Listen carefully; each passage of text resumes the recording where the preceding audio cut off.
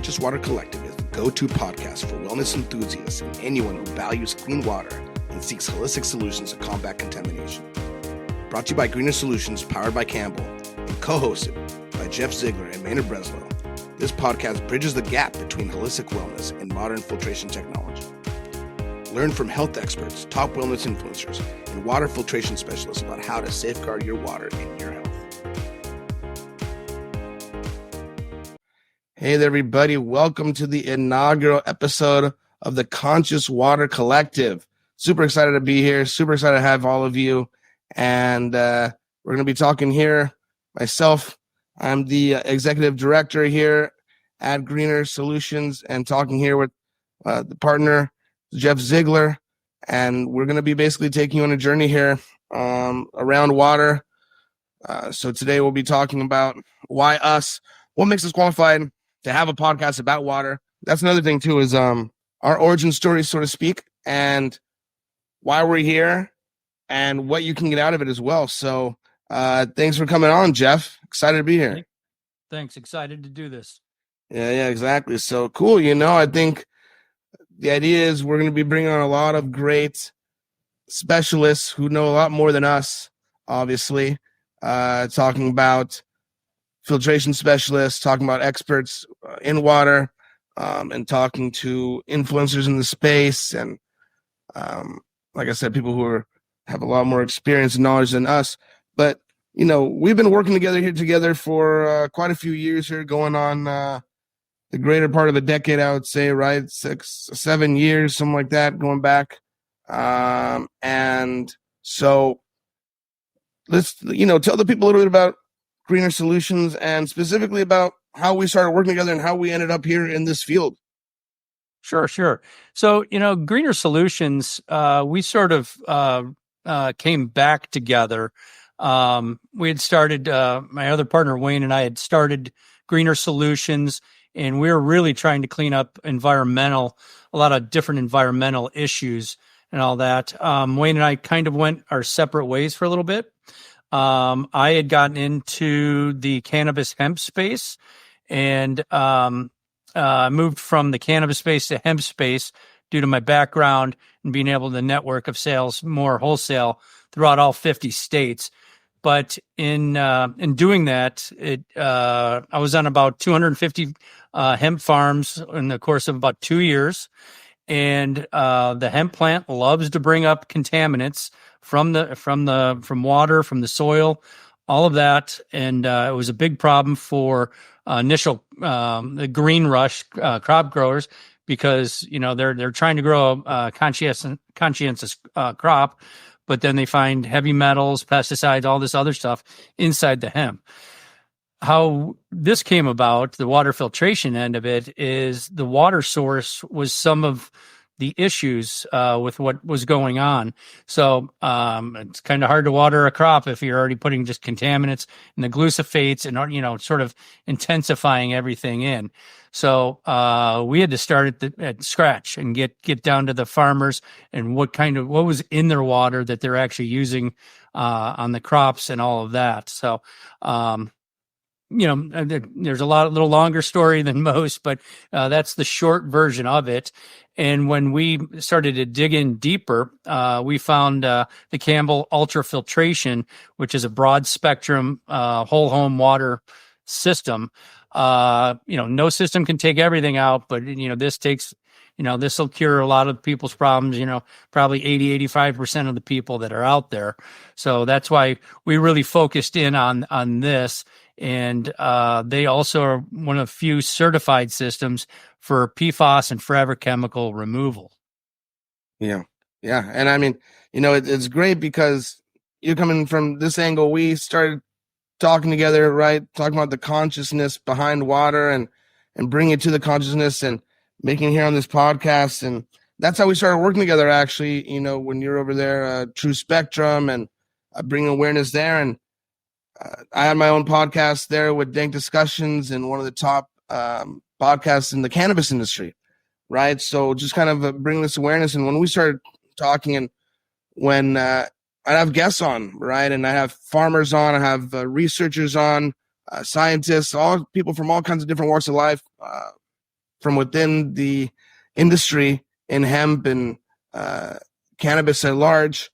And I can't tell you how many times it came up, right? Here's this plant that is obviously focused on wellness, holistic wellness, and plant-based medicine and endocannabinoid system, and trying to bring wellness to people. And at the same time, it seemed to be not only taking so much water, but bringing up a lot of contaminants and everything. It was so eye-opening to me. And that's kind of like how we had that kind of synergy. When you brought this to me, I was like, wow, I can't tell you how many times I've kind of been hearing about this stuff, and I'd love to dive deeper in. So, it's kind of been a revelation to me for sure. Just kind of like all the going there, down the rabbit hole, so to speak, opening the floodgates, I guess, of water and the stuff going on, right? So I think as we move along, we're going to be talking to people just like we did with Dank Discussions, a lot of different experts along the way. But talk to me briefly about kind of PFAS, and talk to me about the importance of filtration. And I think you talked in layman, right? And hey, look, I live in a great place. My water's clear and it doesn't taste like anything, and it's fantastic. And maybe I have like a Brita in the fridge, or I have some sort of attachment there on the fridge and on the dispenser. What are we not getting? I guess what is it that we're so unaware of that we have to come and start a podcast, and that there's water influencers even out there, and so much awareness trying to bring on, and at the same time so many, I guess, government entities that would stand to lose a lot if they had to actually start doing something about the water in the state that it's in right now. Yeah, and I think there's a misconception out there, and I was under it for sure, that if you live in a city, that your water's fine, you can turn on a faucet, drink it, and everything's good. But that's not the case. I'm from LA, so I never had that misconception. But being from Washington, I can see why people would think that. Yeah, and it's I was under the misconception in beautiful state of Washington and all that, but municipalities, they don't necessarily test. PFAS was the major one. A lot of them don't want to test for PFAS and all that because it wasn't required. It's going to be becoming required. But if you don't know what's in the water, they don't want to create a problem that they're going to have to solve. So a lot of the local water, or the municipalities around this country, have problems with different contaminants, whether it's heavy metal, or if it's got arsenic, or bacterial, microplastics, or PFAS. And so that's there's a lot more in it. And so we've been doing our due diligence, and we look at some nonprofit organizations like EWG, where they actually monitor a lot of the municipalities out there, and you can actually go put your own zip code in there and find your water district and see what they found. And these water districts do have to produce a report, but a lot of people are unaware what's out there. And the PFAS is a big thing. Everyone's seen the Camp Lejeune and all that. A lot of times, bad waters can be around army bases or big construction. So it's time to open everyone's eyes, basically, to what's out there, what's in your water, make it healthy as possible. If you got a Brita filter or something that's in your refrigerator, that's a great place to start. We have whole home systems, and then we have which are called POEs, point of entry, and then or point of use, which is your tap, a POU. So there's a lot of different options out there, and all of that. So people need to be aware and just do their due diligence, and find out what's in your water. Make sure it's safe. Yeah, for sure. And I guess we do kind of take for granted. I remember just even with Dank Discussions, and there's so much jargon that gets thrown around, like I said, endocannabinoid system, and even with PFAS, right? I think it's something that if you're listening to the show, you probably do know about it, but being as how this is the inaugural episode and everything, what exactly is PFAS? Forever chemicals, what is it really forever, or what is it, and where is it found? I know you mentioned around military bases, but I remember we were talking to somebody and they were talking about how it's all over camping equipment, and just kind of what is forever chemicals, what are PFAS anyways? Yeah, so there's quite a few different. PFAS is the title one, but there's PFOA. There's a lot of different that fall into the forever chemicals, but it is a chemical that was developed and put into use by many different manufacturers. 3M, I think everyone knows, is probably the major player. They're getting their pantsuit off them right now, but forever chemicals were even made in microwave popcorn bags. And so they, with that kind of massive use into different things of waterproofing, camping gear and all that stuff, runoff and all this stuff, it's made its way into our environment and into the stream, in many different ways. And you don't even realize you're taking it up. It's like any other contaminant that's out there. It's going to find its way into the cycle of the environment, and we're ingesting it. And so, people are ingesting the microplastics as well. Yeah. So yeah, I've seen reports, I need to verify one, people are ingesting enough microplastics, about a half a credit card's worth every year. So it's like, no one wants it. So, yeah. And it's kind of generational in the sense of, we look back and the Wizard of Oz, right? The Wicked Witch, she had that green paint and it was lead, right? And everybody had this lead paint. And everybody, oh yeah, lead paint. What's the problem? And then asbestos, right? Everybody, I remember growing up, and you had the popcorn ceilings, and then by the way, sorry, that causes cancer. Sorry that everybody's been having in your house all around everywhere. And this kind of seems to be that thing, right? There's even a time where cigarettes. Who says cigarettes are bad for you? Show me some proof, kind of stuff, right? And it almost seems like that with the microplastics and with the PFAS, where we've done such a number on the environment, and I'm sure we're going to run the spectrum over here of environment and everything like that, right? But this is the result, I guess, of what we've been doing a little bit, and aside, right, that stuff aside, it's prevalent everywhere, right? It's just kind of something that's we take for granted already. It's very similar to Teflon mm-hmm. pans and all of that. There was a movie out there, Blackwater or Darkwater, actually, and it talks about DuPont, developing the spray-on Teflon, but it got into the water, and it's it got really bad for the local farm animals and all of that. And, they're dealing with their own massive lawsuits from the last 30 years of, Teflon pans and all of that. So this stuff can find its way into the environment and into the drinking water. Yeah, no, for sure. And I guess, so the amazing stuff, and just covering some stuff here briefly, but, talk about our origin story a little bit and kind of how we got here and what's our goal? What are we trying to do here? And why should people even tune in and listen to these episodes as we go along?